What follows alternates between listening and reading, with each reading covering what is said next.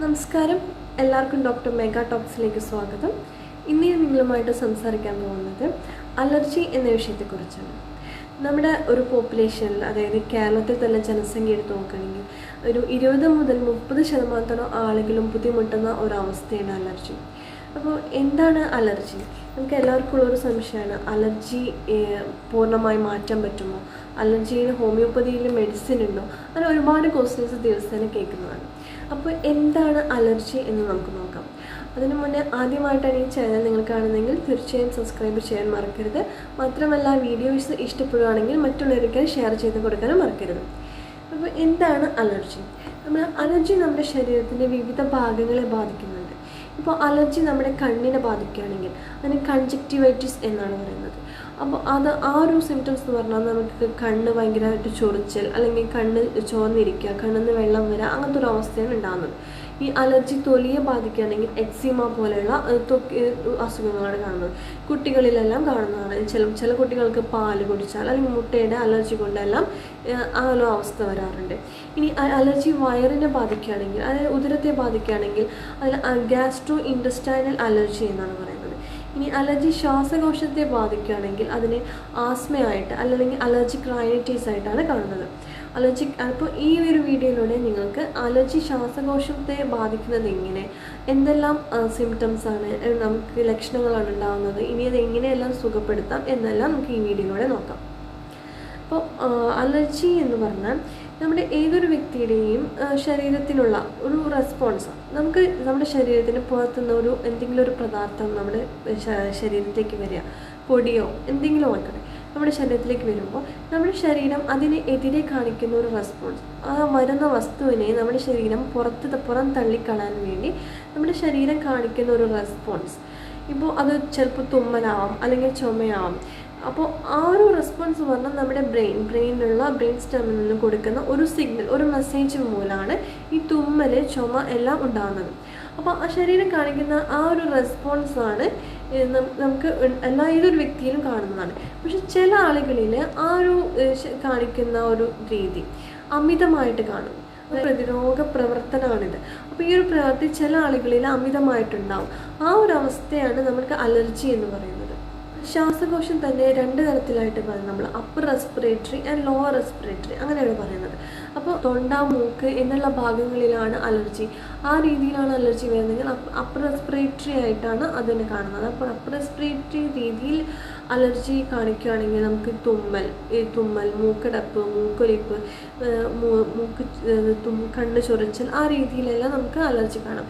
ഇനി lower റെസ്പിറേറ്ററിയിലായിട്ടാണ് allergy നമ്മളെ ബാധിക്കുന്നത്. നമുക്ക് ശ്വാസമുണ്ട്, കഫക്കെട്ട്, അങ്ങനെ ആസ്മ എന്ന രീതിയിലാണ് അലർജി നമ്മളെ ബാധിക്കുന്നത്. ഇപ്പോൾ അലർജി നമ്മുടെ ശ്വാസകോശത്തെ ബാധിക്കുകയാണെങ്കിൽ നമുക്ക് നമ്മുടെ ശ്വാസകോശത്തിൻ്റെ നാളികളിൽ ചുരുങ്ങുക, അല്ലെങ്കിൽ അവിടെ നീർക്കെട്ട് വരിക, ശ്വാസം എടുക്കാനുള്ള ബുദ്ധിമുട്ട്, ആസ്മയുടെ ലക്ഷണങ്ങൾ, അതായത് ശ്വാസം എടുക്കാനുള്ള ബുദ്ധിമുട്ട്, നടക്കുമ്പോൾ കിതപ്പ്, രാത്രി സമയങ്ങളിലുള്ള ബുദ്ധിമുട്ട്, ശ്വാസം എടുക്കാൻ നെഞ്ചാകെ രീതിയിലാണ് ആസ്മ രീതിയിലുള്ള സിംറ്റംസ് നമുക്കുണ്ടാകുന്നത്. അപ്പോൾ ഇനി എന്തെല്ലാമാണ് അലർജിക്ക് കാരണമാകുന്നത്?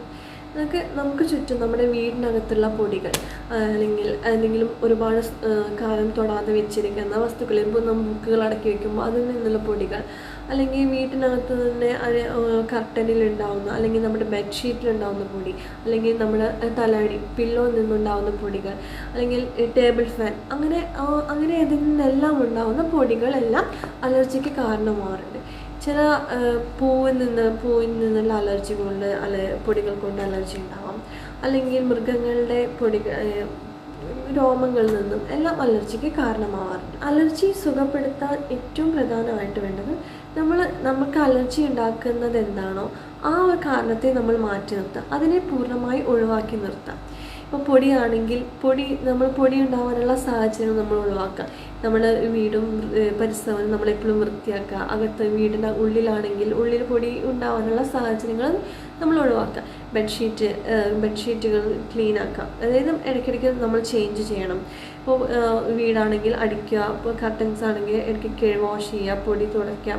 അങ്ങനത്തെ രീതിയിലെല്ലാം നമുക്ക് ആ പൊടി അത് നമുക്ക് അലർജി, അപ്പോൾ അത്തരത്തിലുള്ള നമുക്ക് അലർജി ഉണ്ടാക്കാനുള്ള കാരണങ്ങൾ നമ്മൾ ഒഴിവാക്കാം.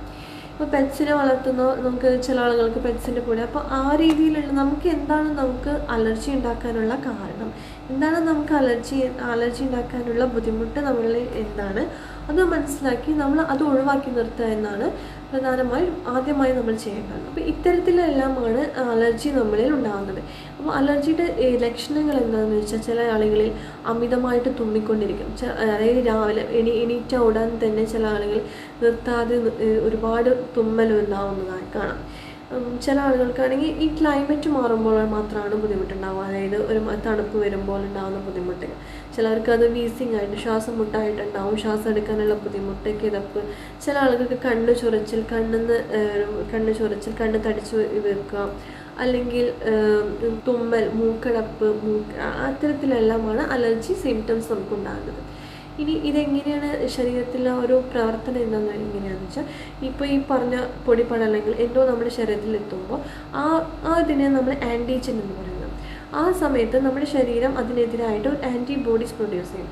ആൻറ്റിബോഡീസാണ്. അപ്പോൾ ആ ആൻറ്റിബോഡീസിൻ്റെ പ്രവർത്തനം മൂലം നമ്മുടെ ശരീരത്തിൽ ഇമ്മ്യൂണോഗ്ലോബുലിൻസിൻ്റെ അളവ് കൂടുക. അത് ഇമ്മ്യൂണോഗ്ലോബുലിൻ അമിതമായിട്ട് പ്രൊഡ്യൂസ് ചെയ്യും, അല്ലെങ്കിൽ ഹിസ്റ്റമിൻ എല്ലാം പ്രൊഡ്യൂസ് ചെയ്ത് അതിൻ്റെ പ്രവർത്തനം മൂലമാണ് അലർജി ഉണ്ടാകുന്നത്. ഇനി അലർജി എങ്ങനെ സുഖപ്പെടുത്താം? നമ്മുടെ വീട്ടിൽ തന്നെ നമുക്ക് ചെയ്യുന്ന ഒരു കുറുക്ക് വഴികളെന്ന് പറഞ്ഞാൽ, നമ്മുടെ മഞ്ഞൾ നമ്മൾ ശുദ്ധമായി നമ്മുടെ വീട്ടിൽ പൊടിച്ചുണ്ടാക്കുന്ന മഞ്ഞൾ നമ്മുടെ ഭക്ഷണ രീതിയിൽ ദിവസം ഉൾപ്പെടുത്തുക. അതായത് രാവിലെ എണീറ്റ് കഴിഞ്ഞാൽ നമ്മൾ മഞ്ഞളും തേനും ചേർത്തുള്ള ഒരു മിശ്രിതം നമ്മൾ ദിവസേന കഴിക്കുകയാണെങ്കിൽ അലർജി ഉണ്ടാകാനുള്ള ചാൻസസ് കുറയും. അതായത് മഞ്ഞൾ ആൻറ്റി ഹിസ്റ്റാമിൻ ആണെന്നാണ് പറയുന്നത്. അതുപോലെ തന്നെ ഈ ഹണി, തേനാണെങ്കിൽ ഇൻഫെക്ഷൻ ഇതിനെല്ലാം പ്രവർത്തിക്കുന്നതാണ്. അപ്പം നമ്മൾ അത് ദിവസേന കഴിക്കാം. പിന്നെ ചെയ്യാൻ പറ്റുന്നത് ഇഞ്ചി എന്ന് പറഞ്ഞാൽ വളരെ ഇൻഫ്ലമേഷനെതിരെ പ്രവർത്തിക്കുന്ന വളരെ ഫലപ്രദമായൊരു ഹെർബാണ്. അപ്പോൾ ദിവസേന നമ്മൾ ഒരു കഷ്ണം ഇഞ്ചി ചതച്ചിട്ട വെള്ളം കുടിക്കുക, അല്ലെങ്കിൽ നമ്മുടെ ചായയിൽ, അല്ലെങ്കിൽ ഇഞ്ചി നമ്മുടെ ഭക്ഷണ പദാർത്ഥങ്ങളിൽ കൂടുതലായിട്ട് ഉൾപ്പെടുത്തും. ദിവസേന ഇഞ്ചി ചതച്ച ഒരു വെള്ളം, അതിൽ ഒരു കുറച്ച് ചെറുനാരങ്ങ നീരോ എല്ലാം ചേർത്ത് കഴിക്കുകയാണെങ്കിൽ അത് നമുക്ക് അലർജിയുടെ അറ്റാക്സ് കുറയ്ക്കാൻ നന്നായി സഹായിക്കുന്നതാണ്. ഇനി എങ്ങനെയാണ് നമ്മൾ അലർജിക്കാണ് എന്ന് നമുക്ക് മനസ്സിലാവുന്നത് വെച്ചാൽ, നമ്മൾ ബ്ലഡ് ടെസ്റ്റ് ചെയ്യുമ്പോൾ എല്ലാം നമുക്ക് മനസ്സിലാക്കാൻ കഴിയും നമ്മൾ ഇമ്മ്യൂണോഗ്ലോബുലിൻ ഇയുടെ അളവ് കൂടുതലാണ്, അല്ലെങ്കിൽ ഈസിനോഫിൽസിൻ്റെ അളവ് കൂടുതലാണ്. ഇനി അമിതമായിട്ട് അലർജി പ്രശ്നമുള്ള ഒരാളാണെങ്കിൽ തീർച്ചയായും നിങ്ങൾ ട്രീറ്റ്മെൻറ്റ് എടുക്കേണ്ടതാണ്. ഹോമിയോപ്പതിയിൽ അലർജിക്ക് വളരെ ഫലപ്രദമായ ട്രീറ്റ്മെൻറ്റ് ഉണ്ട്. അപ്പോൾ നിങ്ങൾ അലർജിയുള്ള ഒരാളാണെങ്കിൽ തീർച്ചയായും ഒരു നല്ല ഡോക്ടറെ, നിങ്ങൾ അടുത്തുള്ളൊരു ഹോമിയോ ഡോക്ടറെ കണ്ട് ട്രീറ്റ്മെൻറ്റ് എടുക്കുകയാണെങ്കിൽ തീർച്ചയായും അലർജി പൂർണ്ണമായും നമുക്ക് സുഖപ്പെടുത്താൻ കഴിയും. കൂടെ ഇന്ന കാര്യങ്ങളെല്ലാം നമുക്ക് ഒഴിവാക്കേണ്ടത്, നമുക്ക് എന്താണ് അലർജി ഉണ്ടാക്കുന്നത് ആ രീതിയിലുള്ള കാര്യങ്ങളെല്ലാം നമ്മൾ ഒഴിവാക്കുകയാണെങ്കിൽ തീർച്ചയായും നമുക്ക് അലർജിയിൽ നിന്ന് സുഖം പ്രാപിക്കാൻ കഴിയും. അപ്പോൾ നിങ്ങൾക്ക് ഈ വീഡിയോ ഉപകാരപ്രദമായി എന്ന് വിചാരിക്കുന്നു ആണെങ്കിൽ തീർച്ചയായും ഷെയർ ചെയ്യാനും ലൈക്ക് ചെയ്യാനും മറക്കരുത്. മറ്റൊരവസരത്തിൽ വേറൊരു വീഡിയോയുമായി കണ്ടുമുട്ടാം. അതുവരേക്കും നന്ദി, നമസ്കാരം.